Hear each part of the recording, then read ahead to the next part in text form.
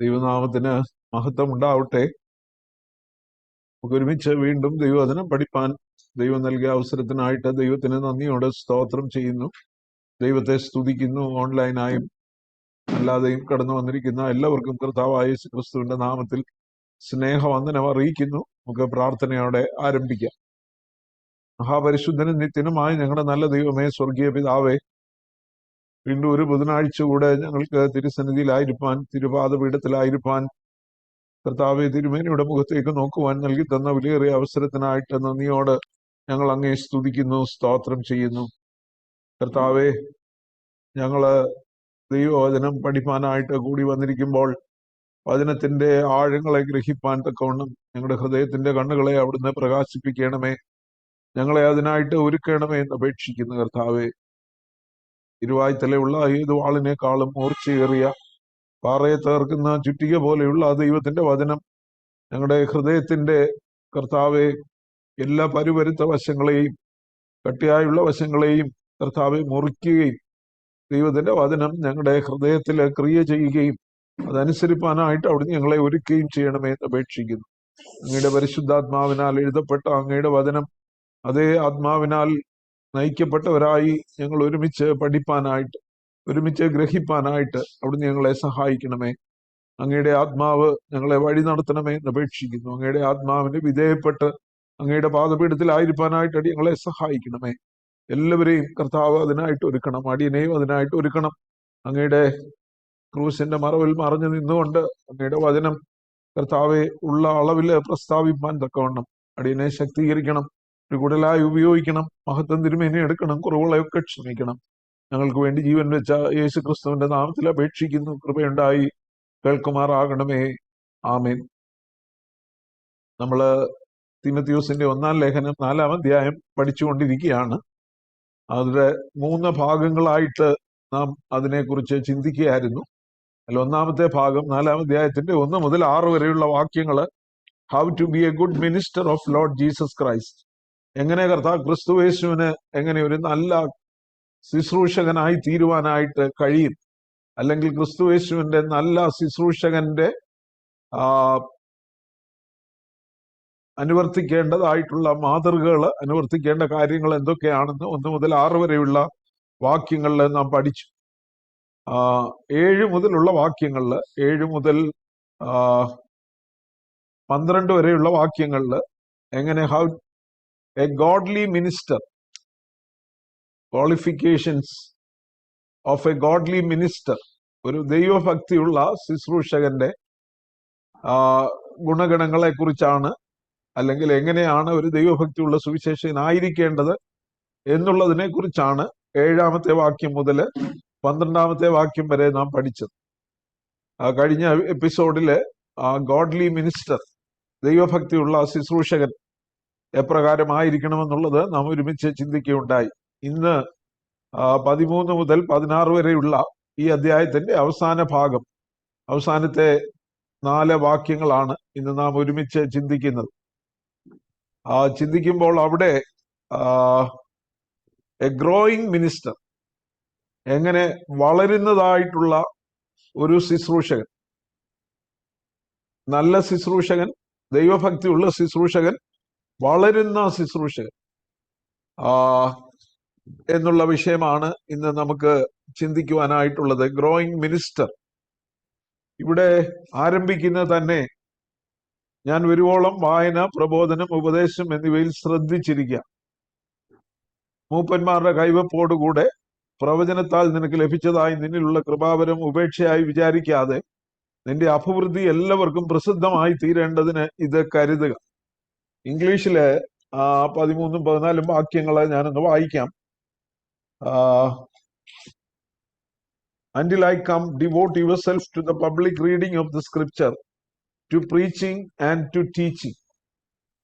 ഞാൻ വരുവോളം ദൈവവചനത്തിന്റെ പരസ്യമായ വായനയ്ക്കും ദൈവവചനം പ്രസംഗിക്കുന്നതിനും പഠിപ്പിക്കുന്നതിനും നീ നിന്നെ തന്നെ സമർപ്പിക്കുക, അല്ലെങ്കിൽ വേർതിരിക്കുക എന്നാണ് 13ാമത്തെ വാക്യം പറയുന്നത്.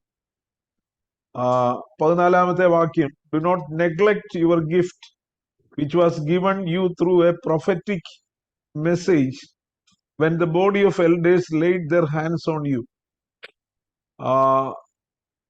ബോഡി ഓഫ് എൽഡേഴ്സ്, മൂപ്പന്മാര് ഒരുമിച്ച് കൂടി നിന്റെ മേൽ കൈവച്ച് നിന്നെ നിയോഗിച്ചപ്പോൾ അന്ന് പറഞ്ഞ ഒരു പ്രവചനമായിട്ട് പറഞ്ഞ, നിനക്ക് ലഭിക്കാനായിട്ട് പോകുന്ന കൃപാവരത്തെ കുറിച്ച് പ്രവചനമായി പറഞ്ഞ് നിന്റെ തലമേൽ കൈവച്ച് നിന്നെ നിയോഗിച്ച് അയക്കുമ്പോൾ നിനക്ക് ലഭിച്ചതായിട്ടുള്ള ആ കൃപാവരം, ആ ഗിഫ്റ്റ്, അതിനെ അവഗണിച്ച് കളയരുത്, അതിനെ തള്ളിക്കളയരുത് എന്നുള്ളതാണ് പറയുന്നത്. പിന്നെ 15-ാമത്തെ വാക്യം, ഇംഗ്ലീഷ് ബൈബിളിലെ 15-ാമത്തെ വാക്യമാണ്, be diligent in these matters. ഈ കാര്യങ്ങളിൽ നീ വളരെ ജാഗ്രതയുള്ളവനായി, വളരെ ശ്രദ്ധയുള്ളവനായിരിക്കുക.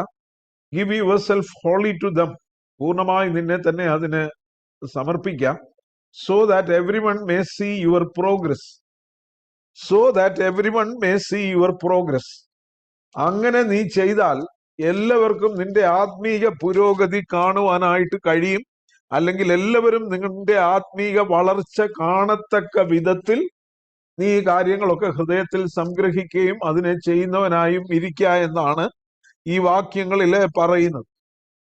അപ്പൊ ആത്മീക പുരോഗതിക്ക് വേണ്ടി ഒരു സഭാ ശുശ്രൂഷകൻ അവന് വളരുന്ന ശുശ്രൂഷകനായി, ഗ്രോയിങ് മിനിസ്റ്ററായി തീരണമെങ്കിൽ ഒന്നാമത് തന്നെ അവന്റെ ആത്മീക പുരോഗതി മറ്റുള്ളവർക്ക് കാണത്തക്ക വിധം ഉണ്ടായിരിക്കണം. ഞാൻ ആത്മീകമായിട്ട് വളരുന്നത് എൻ്റെ കൂട്ടായ്മയിലുള്ളവർ, എന്നെ കാണുന്നവർ, ഞാൻ ശുശ്രൂഷിക്കുന്ന ഇടവകയില്, സഭയില്, ആ കൂടിവരവിലുള്ളവർക്ക് തിരിച്ചറിയുവാൻ കഴിയുന്ന വിധം, so that others may see your progress. മറ്റുള്ളവർക്ക് നിന്റെ ആത്മീയ പുരോഗതി കാണുവാനായിട്ട് ഇടയാകണം. നമ്മൾ പലപ്പോഴും ചിന്തിക്കും, എൻ്റെ ആത്മീയ പുരോഗതി ഞാൻ തന്നെ അങ്ങ് അറിഞ്ഞാൽ മതി, മറ്റാരെയും കാണിക്കണ്ട. പക്ഷേ ഇവിടെ അങ്ങനെയല്ല പറയുന്നത്. മറ്റുള്ളവര് നീ ആത്മീകമായി വളരുന്നു എന്ന് അവർക്ക് റെക്കഗ്നൈസ് ചെയ്യാനായിട്ട് കഴിയണം. പണ്ടത്തെ പോലെ അല്ല, ഇവിടെ വന്നപ്പോഴത്തെ പോലെ അല്ല. അതിലൊക്കെ വളരെ ഞങ്ങളുടെ അച്ഛൻ, അല്ലെ ഞങ്ങളുടെ ഉപദേശി, ഞങ്ങളുടെ സഭാ ശുശ്രൂഷകൻ വളർന്നു എന്ന്, ആത്മീകമായി വളർന്നുവെന്ന്, ശാരീരികമായോ സാമ്പത്തികമായോ വളർന്നെന്നല്ല, ആത്മീകമായി വളർന്നുവെന്ന് മറ്റുള്ളവർക്ക് തിരിച്ചറിയുവാനായിട്ട് കഴിയണം. അങ്ങനെയെങ്കിൽ മാത്രം, അതാണ് നമ്മളൊരു ഗ്രോയിങ് മിനിസ്റ്റർ. അതെ, സഭ ആത്മീകമായിട്ട് വളരുന്ന ഒരു വ്യക്തിയാകുന്നു എന്നുള്ളതിന്റെ ഒരു അടയാളം മറ്റുള്ളവർക്കും അത് അറിയുവാനായിട്ട് കഴിയണം. അതുകൊണ്ട് തന്നെ ഇവിടെ പറയുകയാണ്, തന്റെ ജീവിതം കൊണ്ടും ശുശ്രൂഷ കൊണ്ടും ഉപദേശം കൊണ്ടും നേതൃത്വം കൊണ്ടും ഒരു ശുശ്രൂഷകൻ തന്റെ ആത്മീക പുരോഗതി എല്ലാവർക്കും ദർശിക്കത്തക്ക വിധത്തിൽ, കാണത്തക്ക വിധത്തിൽ അവന്റെ അഭിവൃദ്ധി എല്ലാവർക്കും പ്രസിദ്ധമായി തീരേണ്ടതിന് നീ നിന്നെ തന്നെ സൂക്ഷിക്കുക എന്നാണ് അപ്പോസ്തലനായ പൗലോസ് തീമോഥെയോസിന് കൊടുക്കുന്നതായിട്ടുള്ള ഉപദേശം. നിന്റെ ആത്മീക പുരോഗതി മറ്റുള്ളവർക്ക് ദൃശ്യമായി തീരണം. അതിന് നീ എന്തൊക്കെ ചെയ്യണം? ഇവിടെ പറയുന്നു, ഞാൻ വരുവോളം വായന. ഇംഗ്ലീഷ് വേദോസത്തിൽ പറയുന്നു, devote yourself to the public reading of the scripture. ഒന്നാമത് നമുക്ക് അതിനെ കുറിച്ച് ചിന്തിക്കാം. ഇവിടെ ദൈവവചനത്തിന് വലിയ പ്രാധാന്യം. എപ്പോഴും അപ്പോസ്തലനായ പൗലോസ് ദൈവവചനത്തിനും ഉപദേശത്തിനും പഠിപ്പിക്കലിനും പ്രബോധനത്തിനും ഒക്കെ വളരെ പ്രാധാന്യം നൽകിക്കൊണ്ടാണ് ഈയിടെ ലേഖനങ്ങളെല്ലാം തന്നെ എഴുതിയിരിക്കുന്നത്. എന്നാൽ ഇവിടെ ഒരു പ്രത്യേക കാര്യം പറയുകയാണ്, devote yourself to the public reading of the scripture. ദൈവവചനം പരസ്യമായിട്ട് വായിക്കുന്നതിന് ഒരു പ്രത്യേക, അല്ലെ, എല്ലാവർക്കും ദൈവവചനം കേൾക്കത്തക്ക വിധത്തിൽ പരസ്യമായി ദൈവവചനം നിന്റെ ശുശ്രൂഷ രംഗത്ത് വായിക്കുന്ന ഒരു വ്യക്തിയായി, ഒരുപക്ഷെ ഈ ശുശ്രൂഷകൻ വായിക്കണം, അല്ലെങ്കിൽ മറ്റാരെ കൊണ്ടെങ്കിലും വായിപ്പിക്കണം. ഇന്നത്തെ കാലത്ത്, ഇന്നത്തെ ശുശ്രൂഷയിൽ പലപ്പോഴും ദൈവവചനം വായിക്കുന്നതിന് വളരെ കുറച്ച് സമയം മാത്രമേ എടുക്കത്തുള്ളൂ, അല്ലെ. മറ്റൊത്തിരി കാര്യങ്ങൾ, പാട്ടിന് ഒത്തിരി സമയം എടുക്കും. പിന്നെ അനൗൺസ്മെന്റ്സ്, പ്രസ്താവനകള് വളരെ നീണ്ടുപോകും. മറ്റുള്ള കാര്യങ്ങളൊക്കെ നീണ്ടുപോകും. പക്ഷെ ദൈവവചനം പരസ്യമായിട്ട് വായിക്കണം എന്ന് അവിടെ അപ്പോസ്തലനായ പൗലോസ് ഓർപ്പിക്കുന്നു. ലൂക്കോസിന്റെ സുവിശേഷം 4-ാം അധ്യായത്തിന്റെ 16-ാമത്തെ വാക്യം നോക്കിയാല്, യഹൂദന്മാരുടെ പള്ളികളിൽ ഇങ്ങനെ ദൈവവചനം വായിക്കുന്ന ഒരു പതിവ് അവർക്കുണ്ടായിരുന്നതായിട്ട് നമുക്ക് കാണാനായിട്ട് കഴിയും. എല്ലാ സിനഗോഗുകളിലും അവരുടെ ആരാധനയോട് ചേർന്ന് ലൂക്കോസിന്റെ സുവിശേഷം 4:16 നമ്മുടെ കർത്താവ് ഒരു ദേവാലയത്തിൽ ചെന്നപ്പോൾ, അല്ലെ, ഒരു യഹൂദ പള്ളിയിൽ ചെന്നപ്പോൾ, അവൻ വളർന്ന നസ്രയത്തിൽ വന്നു. ശബത്തിൽ തന്റെ പതിവ് പോലെ പള്ളിയിൽ ചെന്ന് വായിപ്പാൻ. അപ്പൊ കർത്താവ് പള്ളിയിൽ പോയാൽ ചെയ്യുന്ന ഒരു കാര്യം എന്തായിരുന്നു? It was A regular practice. പതിവ് പോലെ എന്നാ പറയുന്നത്, അല്ലേ? പതിവ് പോലെ കർത്താവ് പള്ളിയിൽ ചെന്ന് വായിപ്പാനായിട്ട് എഴുന്നേറ്റിരുന്നു. ദൈവവചനം വായിക്കുന്നതിന് വലിയൊരു ഇമ്പോർട്ടൻസ്, വലിയൊരു പ്രാധാന്യം നമുക്ക് ആദിയോടന്തം തിരുവചനത്തിലെ കാണുവാനായിട്ട് കഴിയും. നമ്മള് വെളിപ്പാട് പുസ്തകം ഒരുമിച്ച് ചിന്തിച്ച സമയത്ത് ഓർക്കുന്നുണ്ടായിരിക്കും. വെളിപ്പാട് പുസ്തകം 1-ാം അധ്യായത്തിന്റെ 2-ാമത്തെ വാക്യം, അവൻ ദൈവത്തിന്റെ വചനവും യേശുക്രിസ്തുവിന്റെ സാക്ഷ്യവുമായി താൻ കണ്ടതൊക്കെയും സാക്ഷീകരിച്ചു. എന്നിട്ട് പറയുന്നത്, ഈ പ്രവചനത്തിന്റെ വാക്കുകളെ വായിച്ച് കേൾപ്പിക്കുന്നവനും കേൾക്കുന്നവരും അതിൽ എഴുതിയിരിക്കുന്നത് പ്രമാണിക്കുന്നവരും. അപ്പൊ ആർക്കൊക്കെ ബ്ലസ്സഡ് എന്നാ പറയും, ഭാഗ്യവാന്മാർ എന്ന് പറഞ്ഞ അനുഗ്രഹിക്കപ്പെട്ടവർ. ആർക്കൊക്കെ അനുഗ്രഹം ഉള്ളത്? ഈ പ്രവചനത്തിന്റെ വാക്കുകളെ വായിച്ച് കേൾപ്പിക്കുന്നവൻ.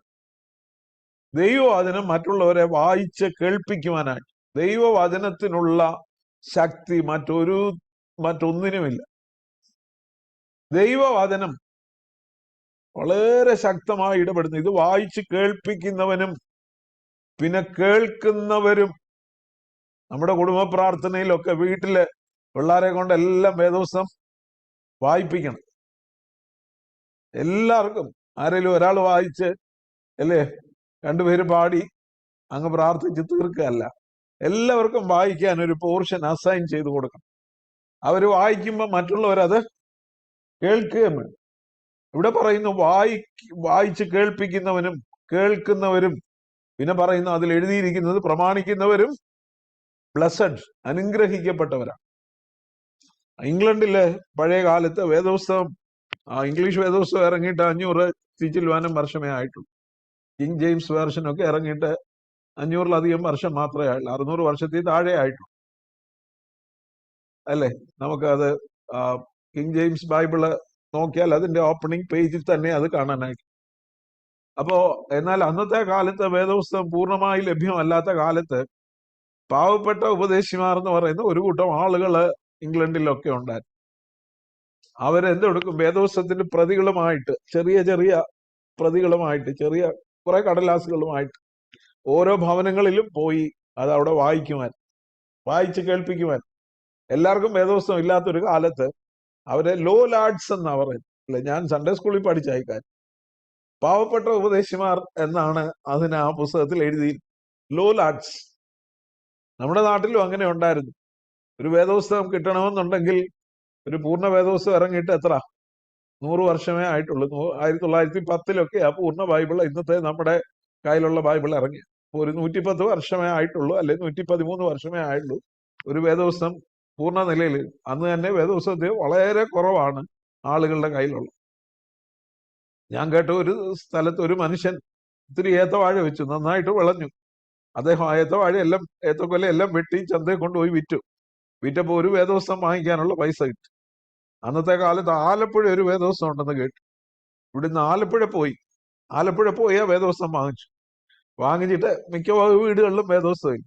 അദ്ദേഹം ആ വേദപുസ്തകമായിട്ട് വീടുകളെല്ലാം കയറി ഇറങ്ങി വായിച്ച് കേൾപ്പിക്കുമായിരുന്നു.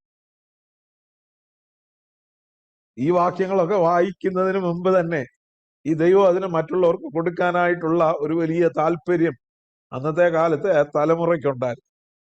ഒരു വർഷം കൃഷി ചെയ്ത ഏത്തക്കോല മുഴുവൻ വെട്ടി വിറ്റ് വേദപുസ്തകം വാങ്ങിച്ച് അതും കൊണ്ട് നടന്ന് വായിച്ച് കേൾപ്പിക്കുന്നെങ്കിൽ പ്രിയമുള്ളവർ എത്രയൊരു അനുഗ്രഹമായിരിക്കും, അല്ലെ? ഞാൻ കേട്ടിട്ടുള്ള ഒരു സംഭവം.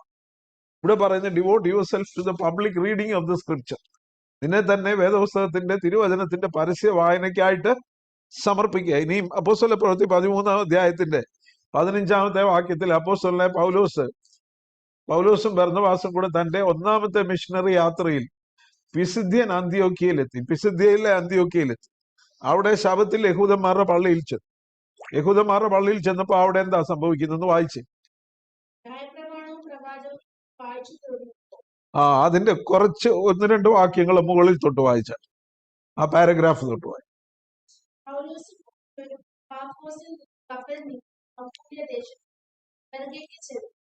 പെർഗയ്ക്ക് ചെന്നു. അവിടെ വെച്ച് മർക്കോസ് എന്ന മറുപേരുള്ള യോഹന്നാൻ ആ ടീമിൽ നിന്ന് വിട്ടുപോയി യെരുശലേമിലേക്ക് മടങ്ങിപ്പോയി. അവര് പെർഗയിൽ നിന്ന് പുറപ്പെട്ട് പിസിദ്ധ്യ ദേശത്തിലെ, അത് ഈ സിറിയൻ അന്ത്യോക്യ അല്ല, പിസിദ്ധ്യ ദേശത്തിലെ അന്ത്യോക്യയിലെത്തി. ഒന്നാമത്തെ മിഷണറി യാത്രയാ. ശബത്ത് നാളിൽ പള്ളിയിൽ ചെന്ന് അന്ത്യോക്യ ചെന്നപ്പോ അവരാദ്യം ചെല്ലുന്നത് യഹൂദന്മാരുടെ പള്ളിയില്ല. എവിടെ പോയാലും അങ്ങനെയാണ് ചെയ്തോണ്ടിരുന്നത്. യഹൂദന്മാരുടെ പള്ളിയിൽ ചെന്നു. ഓർത്ത് നോക്കിയ, ന്യായപ്രമാണവും പ്രവാചകങ്ങളും വായിച്ചു തീർന്നപ്പോൾ. അപ്പൊ ആ പള്ളിയിൽ എന്തോ ഉണ്ടായിരുന്നു? എല്ലാ ദിവസവും ന്യായപ്രമാണം വായിക്കും, പ്രവാചക പുസ്തകങ്ങളും വായിക്കും. വായിച്ചു തീർന്ന ശേഷം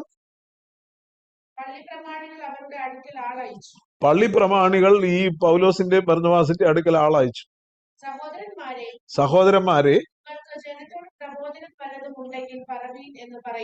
സഹോദരന്മാരെ നിങ്ങൾക്ക് ജനത്തോട് പ്രബോധനം വല്ലതും ഉണ്ടെങ്കിൽ. അപ്പൊ പ്രസംഗിക്കുന്നതിന് മുമ്പ് എന്തോ സംഭവിക്കും?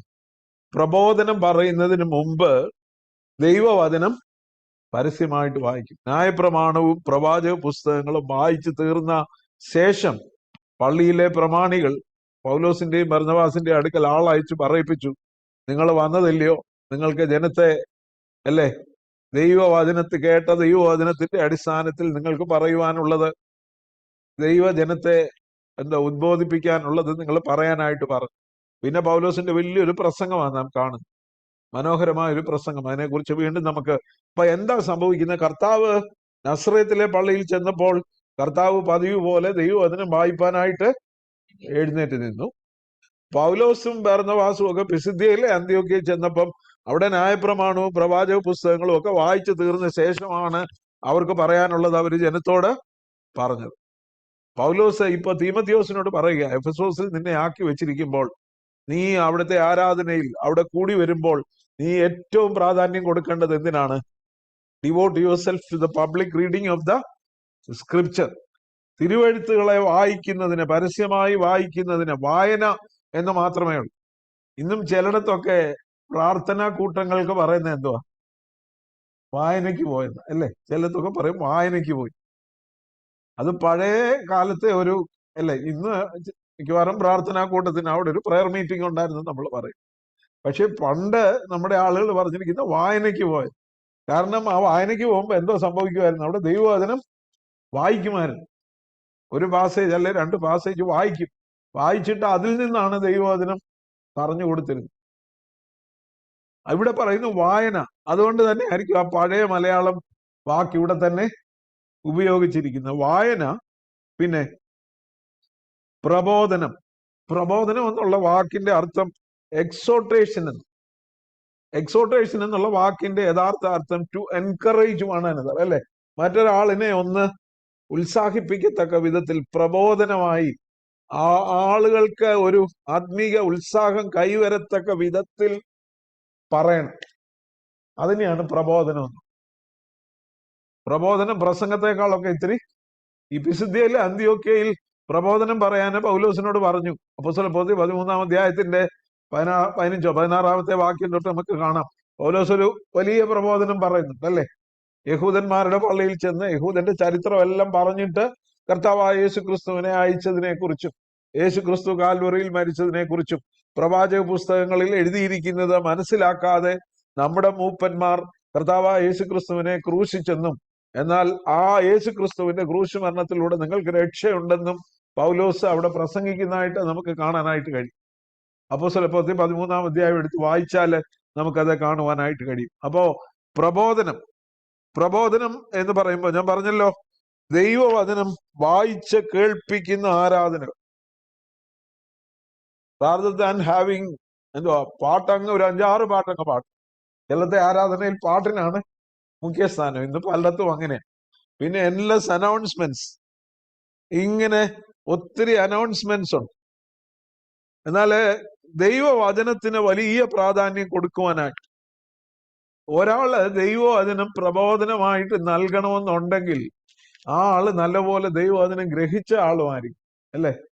ഈ must be A teacher as well as A learner.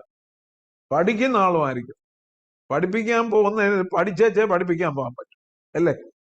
ടീച്ചർമാരെ സ്കൂളിൽ പോകുമ്പോൾ അവർക്ക് ഒരാഴ്ചത്തെ ലെസൺ പ്ലാൻ അവിടെ എഴുതി വെക്കണം, അല്ലേ?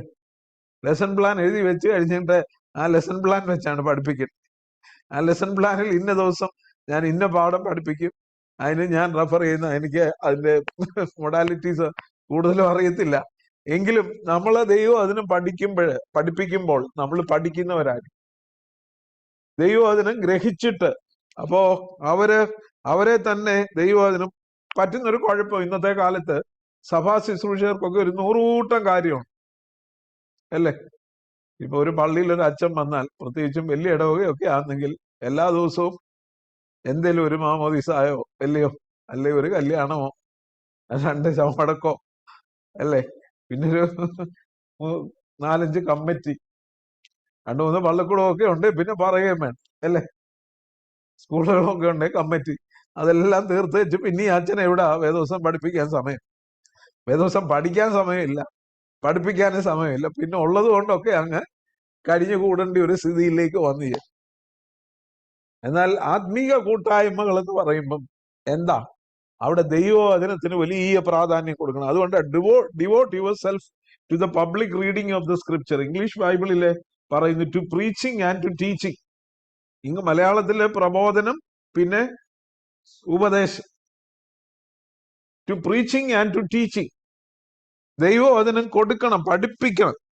അപ്പോസ്തലനായ പൗലോസ് തീമോഥെയോസിന് 1 തീമോഥെയോസ് 3-ാം അധ്യായത്തിന്റെ 2-ാമത്തെ വാക്യത്തിൽ ഒരു സഭാ ശുശ്രൂഷകന്റെ, ഒരു പ്രസ്ബിറ്ററുടെ, അച്ഛനായിക്കോട്ടെ പാസ്റ്റർ ആയിക്കോട്ടെ, അവരുടെ യോഗ്യതകളിൽ പറയുന്നത് എന്താണ്? 2-ാമത്തെ വാക്യം, 3-ാം അധ്യായത്തിന്റെ 2-ാമത്തെ വാക്യത്തിന്റെ ഒടുവിലത്തെ ഭാഗം, ഉപദേശിപ്പാൻ സമർത്ഥനും ആയിരിക്കണം, നന്നായിട്ട് പഠിപ്പിക്കുന്നവനായിരിക്കണം. 2 തീമോഥെയോസ് 2-ാം അധ്യായത്തിൽ പറയുന്നുണ്ട്, പഠിപ്പിക്കുവാൻ കഴിവുള്ള വിശ്വസ്ത മനുഷ്യരെ നീ ദൈവവചനം ഭരമേൽപ്പിക്കണമെന്ന് പറയുന്നുണ്ട്, അല്ലെ? 2 തീമോഥെയോസ് 2-ാം അധ്യായം, 2 തീമോഥെയോസ് 2-ാം അധ്യായത്തിന്റെ 1-ാമത്തെ വാക്യം, എന്റെ മകനെ ക്രിസ്തുയേശുവിലുള്ള കൃപയാൽ ശക്തിപ്പെടുക, നീ പല സാക്ഷികളുടെ മുമ്പാകെ എന്നോട് കേട്ടതെല്ലാം മറ്റുള്ളവരെ ഉപദേശിപ്പാൻ സമർത്ഥരായ വിശ്വസ്ത മനുഷ്യരെ ഭരമേൽപ്പിക്കുക.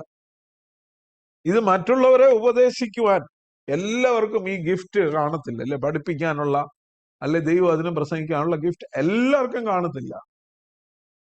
എന്നാൽ നന്നായിട്ട് പഠിച്ചാൽ തീർച്ചയായിട്ടും പറയുവാനായിട്ട് ദൈവം നമ്മെ ശക്തീകരിക്കും. ഇവിടെ പറയുന്ന ഉപദേശിപ്പാൻ സമർത്ഥനായിരിക്കണം, മറ്റുള്ളവരെ പഠിപ്പിക്കാനും വിശ്വസ്ത മനുഷ്യരെ ഭരമേൽപ്പിക്കണം എന്ന് അവിടെ നമുക്ക് കാണുവാനായിട്ട് കഴിയും. അപ്പോ ഒരു വളരുന്ന ശുശ്രൂഷകൻ എങ്ങനെയുള്ള വ്യക്തി ആയിരിക്കണം? നന്നായിട്ട് ദൈവം അതിനെ പഠിക്കുന്ന വ്യക്തിയാണ്. ഞാനൊരു തിയോളജിക്കൽ കോളേജിൽ പോയി പഠിക്കുകയോ അല്ലെങ്കിൽ ഡിഗ്രി എടുക്കുകയോ ഡോക്ടറേറ്റ് എടുക്കുകയോ ചെയ്യുന്ന കാര്യമല്ല പറയുന്നത്. ഈ ദൈവവചനം പഠിക്കണം, ദൈവവചനത്തിന്റെ മുമ്പിൽ ഇരിക്കണം, ദൈവസന്നിധിയിൽ ഇരിക്കണം, പ്രാർത്ഥനയോടെ ഈ ദൈവവചനം പഠിക്കണം. ഇതിലെ ഓരോ വാക്കുകൾക്ക് തന്നെയല്ല, ഇത് ഒത്തിരി ഇന്റർ കണക്റ്റഡാ, അല്ലേ? ഒരു ഭാഗം നമ്മൾ വായിച്ചാൽ അത് ഒത്തിരി ഭാഗത്തേക്ക്, വേദോസത്തിന്റെ മറ്റു പല ഭാഗത്തേക്കും അന്ന് എടുത്തുകൊണ്ടുവന്ന് നമുക്ക് പറയുവാനായിട്ട്. ഇപ്പൊ പ്രബോധനം എന്നുള്ള വാക്ക് തന്നെ നമ്മൾ അപ്പോസ്തലപ്രവൃത്തി 13-ാം അധ്യായത്തിലേക്ക് ചെന്നപ്പോഴാണ് അവിടെ പള്ളിപ്രമാണികള് പൗലോസിനോടും ബർന്നബാസിനോടും പറഞ്ഞു, നിങ്ങൾക്ക് പ്രബോധനം വല്ലതും ഉണ്ടെങ്കിൽ പറയാനായിട്ട് പറഞ്ഞു. പിന്നീട് പൗലോസ് തന്റെ പ്രബോധനം പറയും. അപ്പൊ പൗലോസ് പ്രബോധനം എന്നുള്ളത് കൊണ്ട് എന്താണ് ഉദ്ദേശിക്കുന്നതെന്ന് നമുക്ക് ആ ഭാഗത്തു നിന്ന് പെട്ടെന്ന് മനസ്സിലാക്കുവാനായിട്ട് കഴിയും. അപ്പൊ വേദോത്സവത്തിന് ഇങ്ങനെ വലിയൊരു ഇന്റർ കണക്റ്റഡ്നെസ് ഉണ്ട്, അങ്ങ് ഒന്നിനോടൊന്നും ബന്ധപ്പെട്ടിരിക്കുകയാണ്. അപ്പൊ ദൈവവചനത്തിന്റെ മുമ്പിൽ ഇരുന്നെങ്കിൽ മാത്രമേ അത് നമുക്ക് പഠിക്കാനായിട്ട് കഴിയത്തുള്ളൂ. അപ്പൊ ഒരു നല്ല ശുശ്രൂഷകൻ ദൈവവചനം നന്നായിട്ട് പഠിക്കുന്നവനും മറ്റുള്ളവരെ പഠിപ്പിപ്പാൻ ഒരുക്കമുള്ളവനും സമർത്ഥനും ആയിരിക്കും. പിന്നീട് രണ്ടാമത് പറയുന്നത് അല്ലെ, വായന, പ്രബോധനം, ഉപദേശം, ടീച്ചിങ്. ഈ നമുക്കറിയാം അപ്പോസ്തലനായ പൗലോസ് തീമോഥെയോസിന് എഴുതിയ 2 ലേഖനങ്ങള്, തീത്തോസ്, 3 ലേഖനങ്ങളാണ് ഇടയലേഖനങ്ങൾ എന്ന് പറയുന്നത്, പാസ്റ്ററൽ എപ്പിസൽസ്. 3 കൂടെ ആകെ എത്ര അധ്യായമുണ്ട്? 1 തീമോഥെയോസ് 6 അധ്യായം, 2 തീമോഥെയോസ് 4 അധ്യായം, തീത്തോസ് 3 അധ്യായം. 3 കൂടെ എത്ര അധ്യായമുണ്ട്? 6 4 10 3 13 അധ്യായം.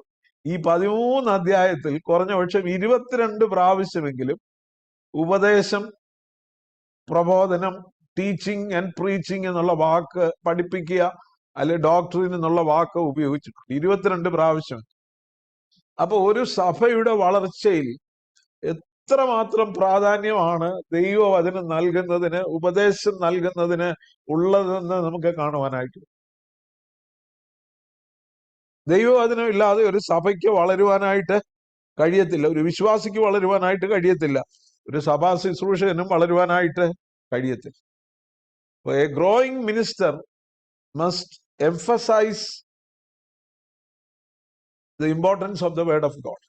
ദൈവവചനത്തിന്റെ പ്രാധാന്യത്തെ ഊന്നൽ കൊടുക്കുന്ന വ്യക്തി, സ്വയം പഠിക്കുന്നവനും മറ്റുള്ളവരെ പഠിപ്പിക്കുന്നവനും ഈ ദൈവവചനം പരസ്യമായിട്ട് വായിക്കുവാൻ അനേകരെ പ്രോത്സാഹിപ്പിക്കുന്നവനും ഒക്കെ ആയിരിക്കണം. നമ്മുടെ അപ്പച്ചന്മാരും അമ്മച്ചിമാരും ഒക്കെ പണ്ട് അല്ലേ വീടിന്റെ തിണ്ണയ്ക്ക് വന്നിരുന്ന് ദൈവവചനമൊക്കെ എടുത്തു വെച്ച് ഉറക്കെ വായിക്കുമായിരുന്നു. അവരുടെ മനസ്സിൽ അനേകം വാക്യങ്ങൾ അങ്ങനെ കയറുമായിരുന്നു, ഒന്നിലധികം പ്രാവശ്യം. അതിന്റെ പ്രധാന കാരണം എന്നാ?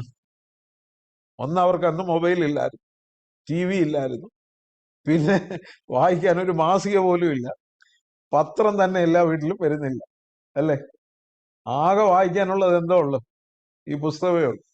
അവരത് നന്നായിട്ട് വായിച്ചു, അവരെ നന്നായിട്ട് ഗ്രഹിച്ചു, അവരുടെ മനസ്സിൽ അനേകം വാക്യങ്ങളുണ്ട്. അതുകൊണ്ട് പ്രായമായപ്പോ ഓർമ്മ പോയപ്പോഴും ഈ വാക്യങ്ങളൊക്കെ പറയുന്ന അപ്പച്ചന്മാര് നമുക്ക് ഉണ്ടായിരുന്നു. അപ്പൊ public reading of the scripture, ഇത് വായിക്കുന്നവനും വായിച്ച് കേൾപ്പിക്കുന്നവനും ഇത് പ്രമാണിക്കുന്നവനും അനുഗ്രഹിക്കപ്പെട്ടവനാണ്. അപ്പൊ ഗ്രോയിങ് മിനിസ്റ്ററുടെ 3 പ്രത്യേകതകൾ നമ്മൾ കണ്ടു. വായന, പ്രബോധനം, ഉപദേശം എന്നിവയിൽ ശ്രദ്ധിച്ചിരിക്കുക. ഗിവ് അറ്റൻഡൻസ് എന്നാണ് ആ ശ്രദ്ധിച്ചിരിക്കുക എന്നുള്ളതിന് പറയുന്നത്. ഗിവ് കെയർഫുൾ അറ്റൻഷൻ അല്ലേ, അല്ലെങ്കിൽ മറ്റൊരർത്ഥത്തിൽ പറഞ്ഞ B absorbed in the word of God. ദൈവവചനം അങ്ങ് വലിച്ചെടുക്കുന്നവനായിരിക്കും. ഞാൻ കഴിഞ്ഞ ദിവസം ഒരു ഉദാഹരണം പറഞ്ഞെന്ന് ചിന്തിക്കുന്നു, എങ്കിലും ഒന്നുകൂടെ ആവർത്തിക്കാം. ഒരു സ്പോഞ്ച് വെള്ളത്തിൽ മുക്കിയാൽ എന്തോ സംഭവിക്കും? ആ സ്പോഞ്ച് ആ വെള്ളത്തെ വലിച്ചെടുക്കും. പിന്നെ ആ സ്പോഞ്ച് പുറത്തെടുത്ത് വെച്ച് ഞെക്കിയാൽ പുറത്തു വരുന്നത് ആ ഏത് ദ്രാവത്തിൽ? പാലിൽ മുക്കിയിട്ട് ഞെക്കിയാൽ പുറത്തു വരുന്നത് പാലായിരിക്കും അല്ലേ. കഞ്ഞിവെള്ളത്തിൽ മുക്കിയിട്ട് ഞെക്കിയാൽ പുറത്തു വരുന്നത് കഞ്ഞിവെള്ളമായിരിക്കും. ഓടയിലെ വെള്ളത്തിൽ മുക്കിയിട്ട് ഞെക്കിയാൽ പുറത്തു വരുന്നത് ഓടയിലെ വെള്ളമായിരിക്കും. എന്ന് പറഞ്ഞ പോലെ നമ്മുടെ ഹൃദയം ഒരു സ്പോഞ്ചാ. ഈ ദൈവവചനത്തിൽ മുക്കിയിട്ടാല് ആരെങ്കിലും ഞെക്കിയാലും വള്ളു പറഞ്ഞാലും ഒക്കെ പുറത്തു വരുന്ന എന്തായിരിക്കും? ദൈവവചനം തന്നെയാണ്. പക്ഷെ മലിനജലത്തിൽ മുക്കുന്ന പോലെ മോശം കാര്യങ്ങളിൽ, മോശം സംസാരങ്ങളിൽ, മോശം കൂട്ടുകെട്ടിൽ മുക്കിയിട്ടാൽ പുറത്തു വരുന്നതും മോശം പ്രതികരണങ്ങളായിരിക്കും. നമ്മുടെ ഹൃദയം ഒരു സ്പോഞ്ച് പോലെ തന്നെ. അതുകൊണ്ടാണ് ഇവിടെ പറയുന്നത് ഗിവ് അറ്റൻഡൻസ് എന്നുള്ള വാക്ക്, ശ്രദ്ധിച്ചിരിക്കുക എന്നുള്ള വാക്കിന് അവിടെ ഉപയോഗിച്ചിരിക്കുന്നത് ബി അബ്സോർബ്ഡ് ഇൻ എന്ന്. അത് വലിച്ചെടുക്കുന്നവരായിരിക്കും, ദൈവവചനം ശ്വസിക്കുന്നവരായിരിക്കും, അകത്തേക്ക് വലിക്കുന്നവരായിരിക്കും. എന്നിട്ട് പിന്നെ പറയുന്ന അതാണ് ഒരു വളരുന്ന ശുശ്രൂഷകന്റെ പ്രധാന ഗുണം എന്ന് പറയുന്നു. പിന്നെ പറയുന്നത് മൂപ്പന്മാരുടെ കൈവപ്പോടുകൂടെ പ്രവചനത്താൽ നിനക്ക് ലഭിച്ചതായി നിന്നിലുള്ള കൃപാവരം ഉപേക്ഷയായി വിചാരിക്കാതെ. അപ്പോ തീമോഥെയോസിനോട് എപ്പോഴും പറഞ്ഞുകൊണ്ടിരിക്കുന്ന ഒരു കാര്യമാണ്, use your spiritual gifts, do not neglect your gift which was given you through a prophetic message when the body of elders laid their hands on you. അപ്പോസ്തലനായ പൗലോസിന്റെ 1ാമത്തെ മിഷണറി യാത്രയിലാണ് പൗലോസ് ലുസ്ത്രയിൽ ചെന്നത്. ലുസ്ത്രക്കാരനായിരുന്നു ആര്? തീമോഥെയോസ്. ലുസ്ത്രയിൽ വെച്ചാണ് പൗലോസിന് വലിയ ഉപദ്രവം നേരിട്ട്. പൗലോസിനെ എല്ലാരും കൂടി കല്ലെറിഞ്ഞു. പൗലോസ് മരിച്ചെന്ന് വിചാരിച്ചു. പൗലോസ് എന്താ മരിച്ച നിലയിലായി. പകുതി മരിച്ചോ പൂർണ്ണമായിട്ട് മരിച്ചോ അറിയില്ല. എന്നിട്ട് അവനെ പട്ടണത്തിന് പുറത്തേക്ക് വലിച്ചിഴച്ചു എന്നാണ് നാം വായിക്കുന്നത്. കാലെ പിടിച്ചോ കയ്യെ പിടിച്ചോ ഒക്കെ വലിച്ചു കാണും. ഈ ബോഡി വലിച്ചോണ്ട് പുറത്തു പോയി. എന്നാൽ ബോഡി വലിച്ചോണ്ട് മരിച്ചെന്നും കണ്ട് വലിച്ചു പുറത്തിട്ടതാണ്. അവിടെ നാം വായിക്കുന്നത് ശിഷ്യന്മാർ എല്ലാവരും അതിന് ചുറ്റും കൂടി നിന്നു. വിശ്വാസികളായ ആളുകൾ ചുറ്റും കൂടി നിന്നു. പക്ഷെ പൗലോസ് അത്ഭുതകരമായിട്ട് രക്ഷപ്പെട്ടു. അപ്പോസ്തല പ്രവൃത്തിയില് നാം വായിക്കുന്നു. അത് തന്നെയാണ് 2 തീമോഥെയോസ് 3-ാം അധ്യായത്തില് പൗലോസ് അപ്പോസ്തലൻ പറയുന്നുണ്ട്. 2 തീമോഥെയോസ് 3-ാം അധ്യായത്തിന്റെ 11-ാമത്തെ വാക്യം, അന്ത്യോക്യയിലും ഇക്കോന്യയിലും ലുസ്ത്രയിലും എനിക്ക് സംഭവിച്ച ഉപദ്രവവും കഷ്ടാനുഭവവും എല്ലാം നീ കണ്ടറിഞ്ഞിരിക്കുന്നു. അപ്പൊ തീമോഥെയോസും ഈ വട്ടം കൂടി നിന്നവരുടെ കൂട്ടത്തിൽ ഉണ്ടായിരുന്നെന്നാവാം. നമുക്കറിയാം തീമോഥെയോസ് വിശ്വാസമുള്ള ഒരു യഹൂദ സ്ത്രീയുടെ മകനായിരുന്നു. അവന്റെ വല്യമ്മച്ചി ലോവീസിലും ആ വിശ്വാസം ഉണ്ടായിരുന്നു. അവൻ ബാല്യം മുതൽ തിരുവചനം കേട്ട് പഠിച്ചവനാണെന്ന് 2 തീമോഥെയോസ് 3:16 നീ ബാല്യം മുതൽ കേട്ടും പഠിച്ചും നിശ്ചയം പ്രാപിച്ചും ഇരിക്കുന്നതിൽ നിലനിൽക്ക എന്ന് പറയുന്നുണ്ട്. അപ്പം ബാല്യം മുതലേ തിരുവചനം പഠിച്ച വ്യക്തിയാണ്. എന്നാൽ യഥാർത്ഥത്തിൽ ഒരു സമർപ്പണത്തിലേക്ക്, കൺവേർഷൻ എക്സ്പീരിയൻസിലേക്ക് വന്നത് പൗലോസിന്റെ 1-ാമത്തെ മിഷണറി യാത്രയിലാണ്. 2-ാമത്തെ മിഷണറി യാത്ര ആയപ്പോഴേക്കും വീണ്ടും ലുസ്ത്രയിൽ വന്നപ്പോഴ് പൗലോസ് തീമോഥെയോസിനെ കൂടെ കൂട്ടുമ്പോ ഒരു ഓർഡിനേഷൻ നടന്നു അല്ലേ? മൂപ്പന്മാരെല്ലാവരും കൂടെ അവനെ പ്രാർത്ഥിച്ചാണ് പൗലോസിന്റെ കൂടെ അയക്കുന്നതെന്ന് നമുക്ക് കരുതാം. അതിനെക്കുറിച്ചാണ് പറയുന്നത്. മൂപ്പന്മാരുടെ കൈവപ്പോടുകൂടെ നിനക്ക് ലഭിച്ചതായിട്ടുള്ള പ്രവചനത്താൽ നിനക്ക് ലഭിച്ചതായിട്ടുള്ള നിന്നിലുള്ള കൃപാവരം മറ്റുള്ളവരും പറയുന്നുണ്ട്. കാര്യം അപ്പോസ്തല പ്രവൃത്തി 16-ാം അധ്യായത്തിൽ നാം കാണുന്നുണ്ട്. തീമോഥെയോസിനെ കുറിച്ച് പറയുമ്പോൾ അവൻ സഹോദരന്മാരുടെ ഇടയിൽ നല്ല സാക്ഷ്യം. അപ്പോസ്തല പ്രവൃത്തി 16-ാം അധ്യായം ഒന്ന് എടുക്കാം.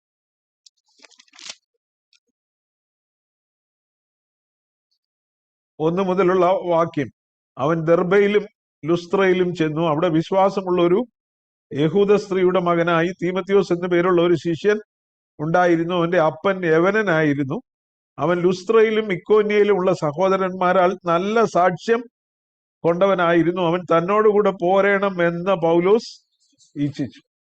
അപ്പോ പൗലോസ് അവിടെ വെച്ചാണ് അവനെ കൂട്ടുന്നത്. 2-ാമത്തെ മിഷണറി യാത്രയിൽ.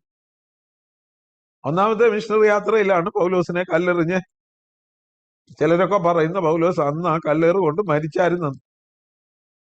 മരിച്ച സമയത്ത് അതാണ് 2 കൊരിന്ത്യർ പറയുന്നുണ്ടല്ലോ, എന്തുവാ, ഒരു മനുഷ്യനെ ഞാൻ അറിയുന്നു, അവൻ 3-ാം സ്വർഗത്തോളം എടുക്കപ്പെട്ടു, ശരീരത്തോടെയോ ശരീരം കൂടാതെയോ എന്ന് ഞാൻ അറിയുന്നില്ല എന്ന് പറയുമ്പം ഈ ലുസ്ത്രയിൽ വെച്ചുണ്ടായ ഈ സംഭവത്തിൽ അദ്ദേഹം 3-ാം സ്വർഗത്തോളം എടുക്കപ്പെട്ടു പിന്നെ തിരിച്ചു വന്നാണെന്നാണ് ചിലരെങ്കിലും പറയുന്നത്. പോട്ടെ, അതെന്തെങ്കിലും ആട്ടെ, സംഗതി വശാൽ പറഞ്ഞാണ്. എന്നാൽ തീമോഥെയോസ് നല്ല സാക്ഷ്യം കൊണ്ടവൻ. അപ്പൊ പൗലോസിന്റെ കൂടെ കൂട്ടുമ്പോഴ് മൂപ്പന്മാരെ കൈവച്ച് പ്രാർത്ഥിച്ചയച്ചു. അവനെ കുറിച്ചൊരു പ്രവചനം ഉണ്ടായിരുന്നു. ഇവിടെ പറയുന്ന കൃപാവരം ഉപേക്ഷയായി വിചാരിക്കാതെ നിന്റെ അഭിവൃദ്ധി എല്ലാവർക്കും പ്രസിദ്ധമായി തീരേണ്ടത് അല്ലെ? എല്ലാവർക്കും പ്രസിദ്ധമായി തീരേണ്ടതിന് ഇത് കരുതുക. എല്ലാ വിശ്വാസികൾക്കും, every Christian as a gift of the spirit അല്ലെ? എല്ലാ വിശ്വാസിക്കും ദൈവം ഒരു കൃപാവരം കൊടുത്തിട്ടുണ്ട്. കിട്ടാത്തവരാരും ഇല്ല. റോമാലേഖനം 8-ാം അധ്യായത്തിന്റെ 9-ാമത്തെ വാക്യം വായിച്ചു. എല്ലാവർക്കും ദൈവം ഒരു കൃപാവരം കൊടുത്തിട്ടുണ്ട്. 1 കൊരിന്ത്യർ 12-ാം അധ്യായത്തിൽ നാം അത് വായിക്കുന്നുണ്ട്. 1 മുതൽ 11 വരെയുള്ള വാക്യങ്ങൾ. നിങ്ങളോ ദൈവത്തിന്റെ ആത്മാവ് നിങ്ങളിൽ വസിക്കുന്നു എന്ന് വരികിൽ ജഡസ്വഭാവമുള്ളവരല്ല, ആത്മസ്വഭാവമുള്ളവരാണ്. ആരെക്കുറിച്ചാ പറയുന്നത്? നമുക്കറിയാം 8-ാം അധ്യായത്തിന്റെ 1-ാമത്തെ വാക്യം പറയുന്നത്, അതുകൊണ്ട് ഇപ്പോൾ ക്രിസ്തുയേശുവിൽ ഉള്ളവർക്ക് ഒരു ശിക്ഷാവിധിയില്ല. അപ്പൊ ക്രിസ്തുയേശുവിൽ ഉള്ളവരെ കുറിച്ചാ പറയുന്നത്. ക്രിസ്തുയേശുവിൽ ഉള്ളവരിൽ ആര് വസിക്കുന്നുണ്ട്? നിങ്ങളോ ദൈവത്തിന്റെ ആത്മാവ് നിങ്ങളിൽ വസിക്കുന്നു എന്ന് വരികിൽ. അപ്പൊ ഓരോ വിശ്വാസിയിലും the indwelling of the holy spirit, ദൈവത്തിന്റെ പരിശുദ്ധാത്മാവ് വസിക്കുന്നുണ്ട്. പരിശുദ്ധാത്മാവ് വസിക്കുന്നെങ്കിൽ തീർച്ചയായും ആ പരിശുദ്ധാത്മാവ് നമ്മുടെ ആത്മാവിനെ എംപവർ ചെയ്യും. അല്ലേ? ശക്തിപ്പെടുത്തും, നമ്മെ ഒരുക്കും. അതുകൊണ്ട് ഞാൻ പറഞ്ഞു എല്ലാവർക്കും ദൈവം ഒരു വരം നൽകിയിട്ട്. 1 കൊരിന്ത്യർ 12-ാം അധ്യായത്തിലാണ് പറയുന്നത് ആത്മാവാണ് അത് പകുത്ത് നൽകുന്നത്, അല്ലേ? 1 കൊരിന്ത്യർ 12-ാം അധ്യായം എടുത്താല്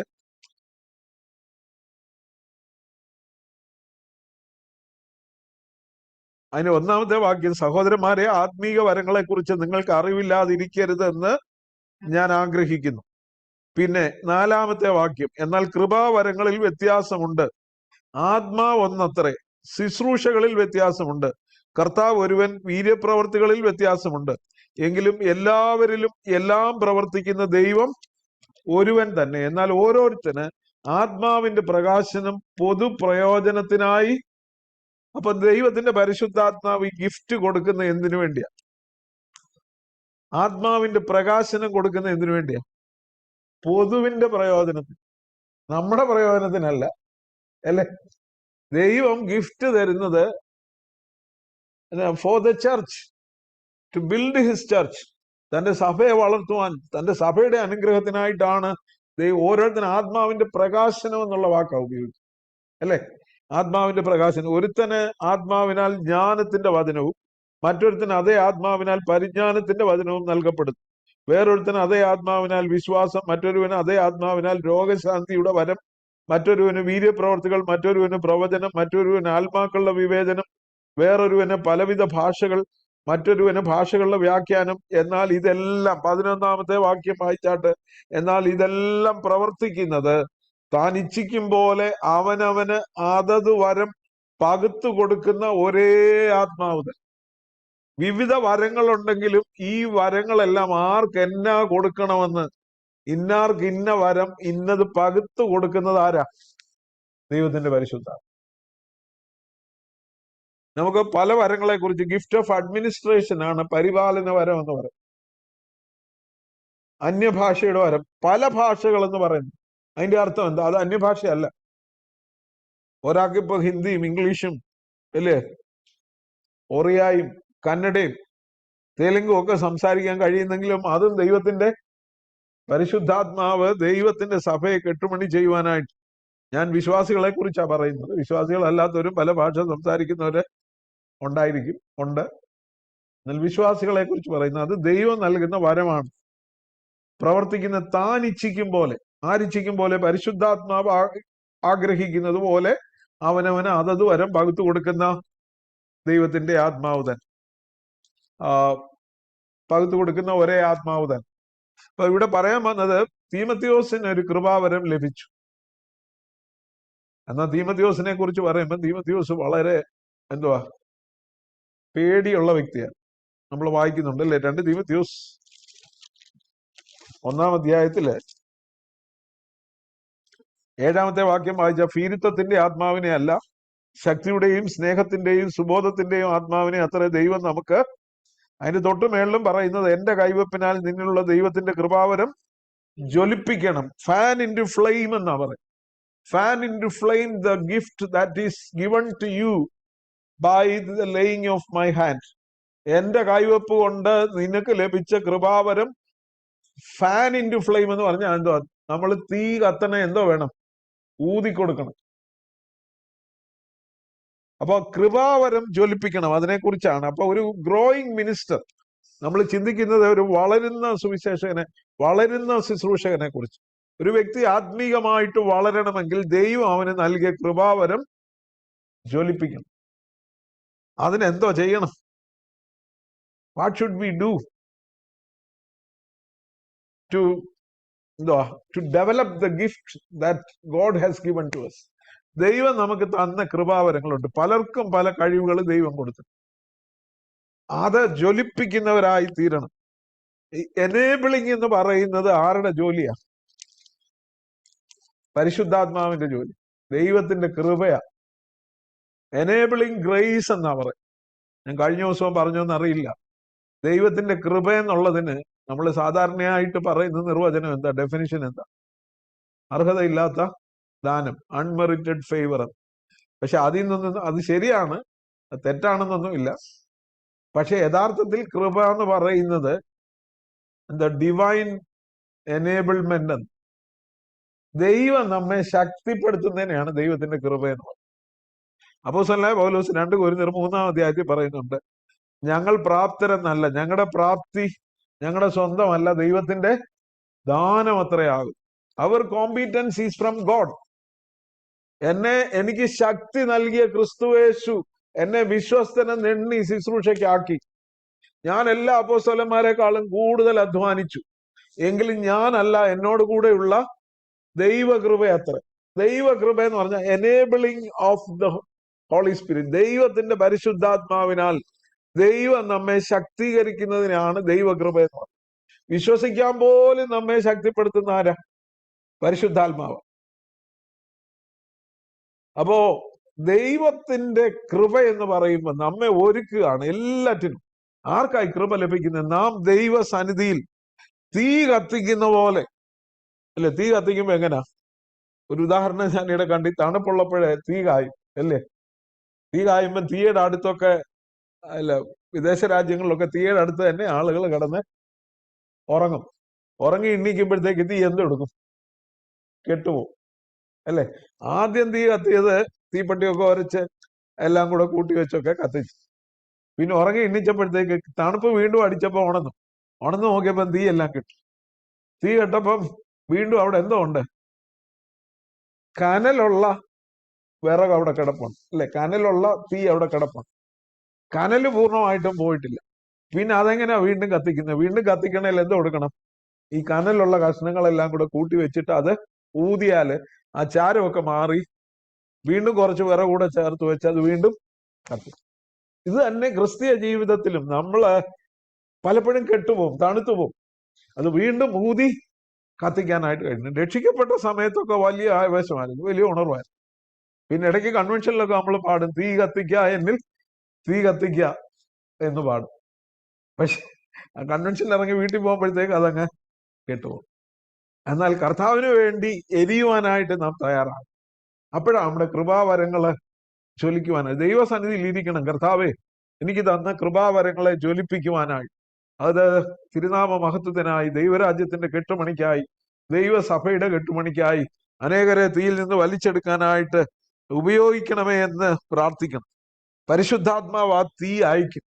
അതുകൊണ്ട് ആ റോമാലേഖനം 12-ാം അധ്യായത്തിൽ പറയുന്ന, ആത്മാവിൽ എരിവുള്ളവരായി, ഉത്സാഹത്തിൽ മടുപ്പില്ലാതെ ആത്മാവിൽ എരിവുള്ളവരായി കർത്താവിനെ സേവിപ്പിക്കും. ഒരു സീല്, ഒരു ഹൃദയത്തിൽ ഒരു വലിയൊരു എരിവുണ്ടായിരിക്കും. പൗലോസ് അപ്പോസ്തലന്റെ ജീവിതത്തിൽ എപ്പോഴും ആ എരിവ് നമുക്ക് കാണാനായിട്ട്. എരിവുള്ളവരെ ദൈവം അവരെ കൈകളിലെടുത്ത് അവരെ അല്ലെ നല്ലൊരു തീപ്പന്തമായിട്ട് ഉപയോഗിക്കും. മോശയ്ക്ക് ആദ്യം കൊടുത്ത ദർശനം അത് തന്നെയാണെന്ന് ഞാൻ അങ്ങ് കരുതുകയാ അല്ലേ. മുൾപ്പടർപ്പ് വെന്തുപോകാതെ എരിയുന്നത് കണ്ടു. മോശ പിന്നെ 40 വർഷങ്ങൾ അതുപോലെ ആ തീയിലാണ് ഉപയോഗിച്ചത് അല്ലേ. മോശയ്ക്ക് കൊടുത്ത ദർശനമെല്ലാം അതാ. ന്യായപ്രമാണം കൊടുക്കാൻ വേണ്ടി ദൈവം സീനായി പർവ്വതത്തിലേക്ക് ഇറങ്ങി വന്നപ്പോഴെങ്ങനെയാ? ദൈവം തീയിലാ ഇറങ്ങി വന്നു. മേഘം പർവ്വതത്തെ മൂടി. ജനമെല്ലാം ദൂരത്തുനിന്ന് നോക്കി. ആവർത്തന പുസ്തകത്തിൽ നാം കാണുന്നത് പർവ്വതം കാളിക്കത്തുന്നത് പോലെ തോന്നി. കാളിക്കത്തുന്നത് പോലെ തോന്നി. ആ തീ ആദ്യമേ മോശയെ കാണിച്ചു. മോശ അവസാനം വരെയും ആ തീയും കൊണ്ട് നിൽപ്പാനായിട്ട് 40 വർഷക്കാലം ആ തീ കൊണ്ട് നിൽക്കാനായിട്ട്. പൗലോസ് അപ്പോസ്തലന്റെ ജീവിതവും അങ്ങനെ നമുക്ക് കാണുവാനായിട്ട്. നമ്മുടെ ആത്മാവിനെ ദൈവത്തിന്റെ പരിശുദ്ധാത്മാവ് ഒരു തീ അയക്കും. ആ കൃപാവരം ജ്വലിപ്പിക്കണമെങ്കിൽ എന്തോ വേണം? ദൈവസന്നിധിയിൽ ഇരിക്കണം, ദൈവത്തോടും കരയണം അല്ലെ. Cry out to God, O Lord അല്ലെ, kindle the fire in me, എന്നിലുള്ള തീയെ കത്തിക്കണമേ എന്ന് പ്രാർത്ഥിക്കണം. കർത്താവിന് വേണ്ടി, ക്രിസ്തുവിന് വേണ്ടി എരിയുവാനുള്ള ഒരു ആഗ്രഹം. നമുക്കറിയാം അങ്ങനെയുള്ളവരല്ലേ. കർത്താവിന് വേണ്ടി ഞാന് ദൈവകരങ്ങളിൽ ഉപയോഗിക്കപ്പെട്ട ഒരു മനുഷ്യനെ കുറിച്ച് കുറച്ച് നാൾ മുമ്പ്, അദ്ദേഹം മരിച്ചുപോയി.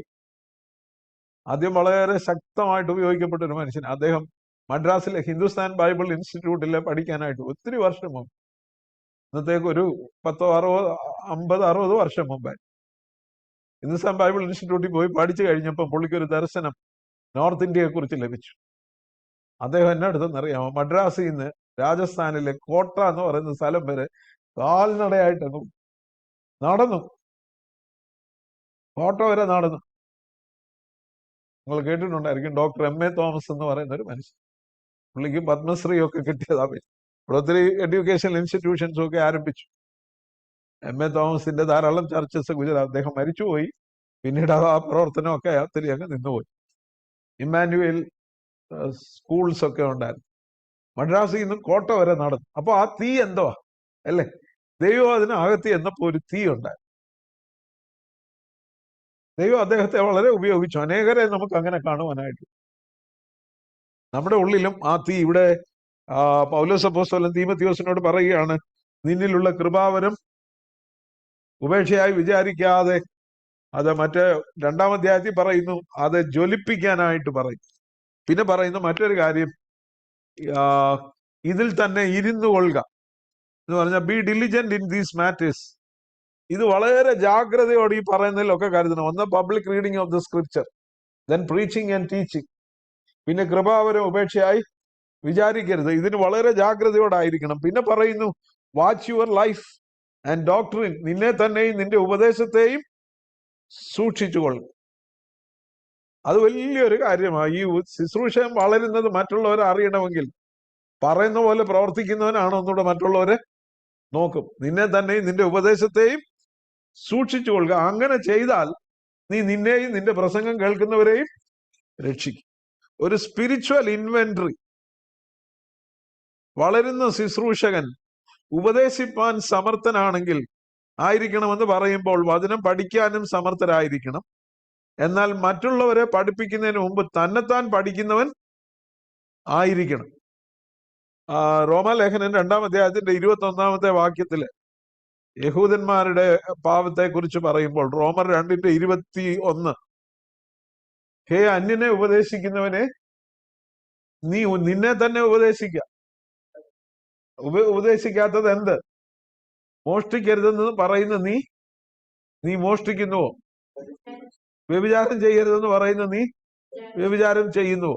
അപ്പോ എന്താണ്? ഞാൻ പ്രസംഗിക്കുമ്പോ ആളുകൾ എന്നെ അളക്കുന്നത്, എന്റെ ജീവിതത്തെ അളക്കുന്നത് ഞാൻ പറയുന്ന വാക്കുകളിലൂടെ അല്ലേ? എന്റെ ജീവിതത്തിൽ ഇല്ലാത്ത ഒന്ന്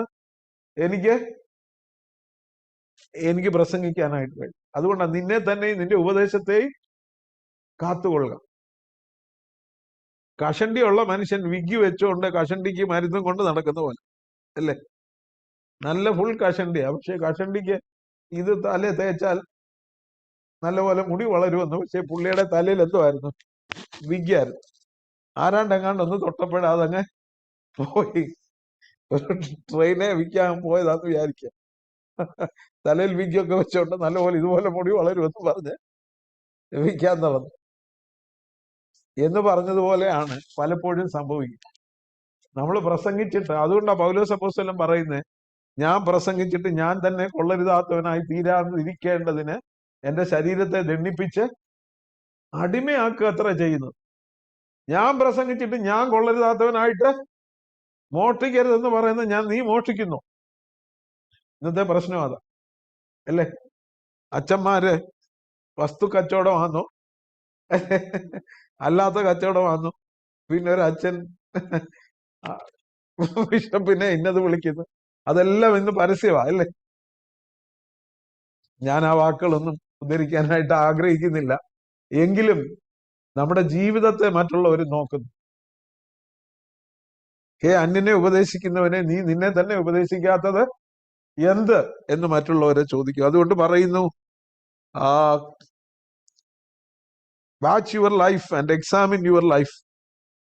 നമ്മുടെ ജീവിതത്തെ തന്നെ ശോധന ചെയ്യണം. ഒരു ആത്മീക കണക്കെടുപ്പ് നടത്തണം. മറ്റനേക സൈഡ് ബിസിനസ് ഉള്ള ശുശ്രൂഷകരെ നമുക്ക് കാണാനായിട്ട് കഴിയും. വസ്തു കച്ചവടം, രാഷ്ട്രീയം, ഇങ്ങേയറ്റം വന്ന് അല്ലെ വിശുദ്ധ നാട് ടൂറ്, പലതും സംഘടിപ്പിച്ച് അല്ലെ ഡിനോമിനേഷണൽ സർവീസ്, കെട്ടിടം പണി, അങ്ങനെ 100 കൂട്ടം കാര്യങ്ങൾ. പക്ഷെ അതിൻ്റെ ഇടയ്ക്കൊക്കെ തങ്ങളുടെ ആത്മീക ജീവിതവും പുരോഗതിയും എന്തോ സംഭവിക്കും? മുരടിക്കും. അതിന്റെ ചെലവിലാണ്, തങ്ങളുടെ ആത്മീക ജീവിതത്തിന്റെ ആത്മീക വളർച്ചയുടെയും ചെലവിലാണ് മറ്റു കാര്യങ്ങളൊക്കെ ചെയ്യാനായിട്ട് പോകും. അതുകൊണ്ട് ദൈവം അതിനെ ഈ ഭാഗത്ത് നിന്ന് നമ്മെ ഉപദേശിക്കുന്നത്, വാക്കുകളെ അവസാനിപ്പിക്കട്ടെ. As a good minister you preach the word. ഒരു നല്ല ശുശ്രൂഷകൻ എന്നുള്ള നിലയിൽ നാം ദൈവത്തിന്റെ വചനം ഗൗരവത്തോടെ പ്രസംഗിക്കുന്നവരായിരിക്കണം. As a godly minister we practise the word. ദൈവഭക്തിയുള്ള ശുശ്രൂഷകൻ എന്നുള്ള നിലയിൽ ദൈവവചനം അനുസരിക്കുന്നവനും ജീവിതത്തിൽ പകർത്തുന്നവനുമായിരിക്കണം. As a growing minister we progress in the word. ദൈവവചനത്തിൽ വളരുന്നവരായിരിക്കണം. മാത്രമല്ല നമ്മുടെ ജീവിതം മറ്റുള്ളവർക്ക് കാണിച്ചു കൊടുത്ത് നമ്മുടെ ജീവിതത്തിന്റെ ആത്മീക പുരോഗതി മറ്റുള്ളവർക്ക് കാണത്തക്ക വിധത്തിൽ ദൈവവചനത്തെ ഉള്ളിൽ സംഗ്രഹിച്ച് ദൈവവചന പ്രകാരം ജീവിക്കുന്നവരായി തീരണം. അതാണ് അപ്പോസ്തലനായ പൗലോസ് 4-ാമത്തെ അധ്യായത്തിൽ പറഞ്ഞിരിക്കുന്നത്. അങ്ങനെയുള്ള അത് സഭാ ശുശ്രൂഷകർക്കോ പൂർണ്ണ സമയ സുവിശേഷ വേലക്കാർക്കോ വേണ്ടി മാത്രമല്ല, നമുക്ക് ഓരോരുത്തർക്കും ജീവിതത്തിൽ അനുവർത്തിക്കുവാനായിട്ടുള്ള ക്രിസ്തുവിന്റെ നല്ല ശുശ്രൂഷകനാകുക, ദൈവഭക്തിയുള്ള ശുശ്രൂഷകനാകുക. മാത്രമല്ല ആത്മീയമായി വളരുന്ന, ദൈവവചനത്തിൽ വളരുന്ന, ദൈവവചനത്തെ ഉള്ളിൽ സംഗ്രഹിച്ച് അനുഗ്രഹീതമായ മാതൃകയുള്ള ശുശ്രൂഷകരായി തീരുക. അതാണ് ദൈവം നമ്മെ കുറിച്ച് ആഗ്രഹിക്കുന്നതിന് ദൈവത്തിന്റെ പരിശുദ്ധാത്മാവ് നമ്മെ സഹായിക്കട്ടെ എന്ന് പ്രാർത്ഥിച്ചുകൊണ്ട് എൻ്റെ വാക്കുകളെ അവസാനിപ്പിക്കുന്നു.